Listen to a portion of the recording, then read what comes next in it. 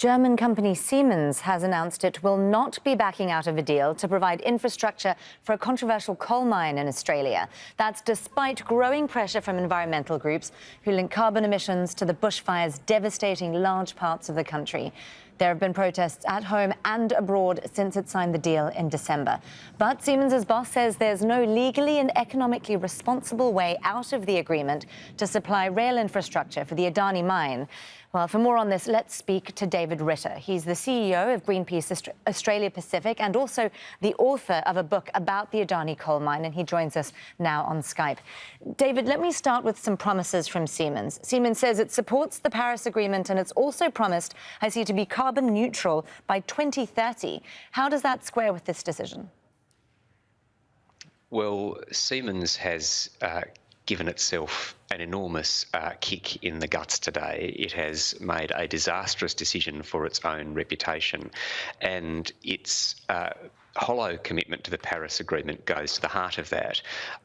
The development of the Adani coal mine is completely inconsistent in spirit with the Paris Agreement, so it beggars belief that Siemens can actually think it is committed to Paris while it is supporting the construction of this coal mine.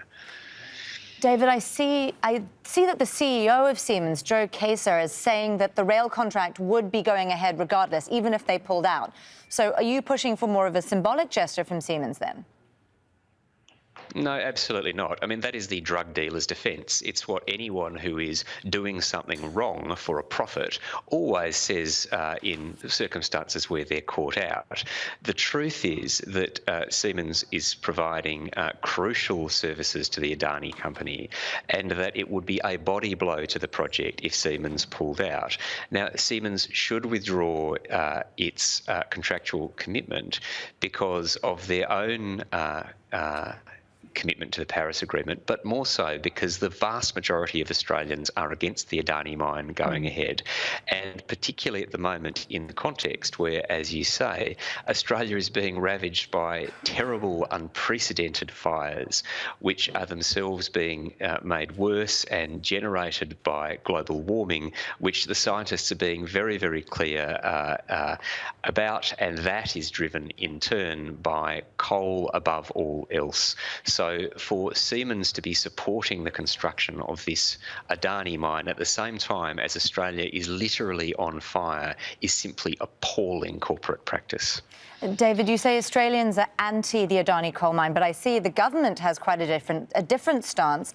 The Resources Minister wrote to Kaeser last month, pleading for him, and I quote, not to be intimidated by the noisy anti-coal minority targeting the mine project. And he wrote, if the protesters achieve their goals of ending coal mining by bullying companies into submission, the result would be millions more people without a home, access to electricity, and without as much hope as they otherwise could have. What's your response to that? Well, that is an absurd and selective reading of things. A majority of the Australian people want climate action, that is very clear.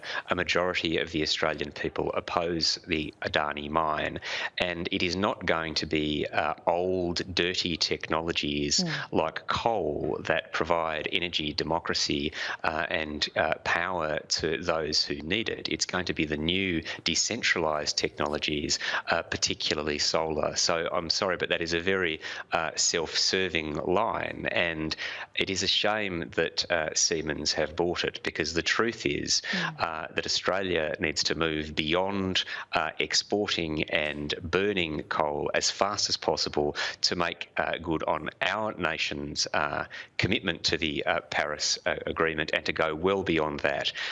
As a world, we have to turn away from coal as fast as we possibly can so that we have a livable climate in the future. And I'm afraid Siemens has really delivered a body blow to its own reputation with this announcement today.